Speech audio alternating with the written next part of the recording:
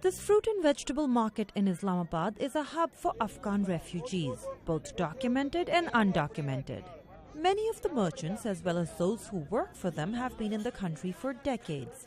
They're used to harassment by the police, mostly to take bribes. But the levels have intensified since December, when armed militants stormed a school in Peshawar and killed 150 people. Fruit trader Zafar Khan has witnessed this harassment firsthand and describes how police stopped cars at a checkpoint and ordered both men and women out. They had Afghan refugee cards. They were taken off their cars and harassed, and 500 or 1,000 rupees were taken from them.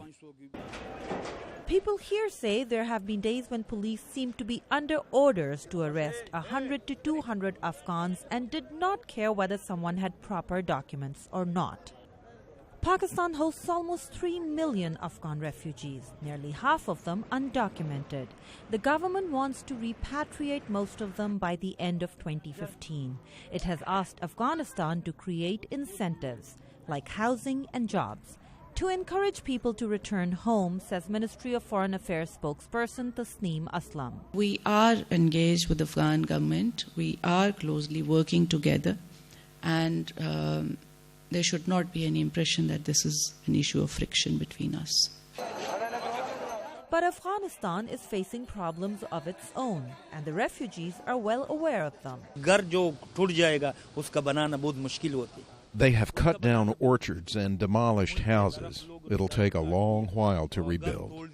Asadullah was 4 when he came to Pakistan. Now he has 10 children of his own. He says he will not leave, and he's not alone.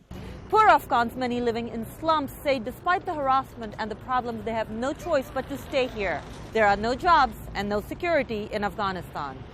According to the United Nations, the situation has improved for documented Afghan refugees after their official protests in mid-January. Meanwhile, according to the International Organization for Migration, almost 45,000 undocumented Afghans have been forced to return home to an uncertain future. Ayesha Tanzeem, VOA News, Islamabad.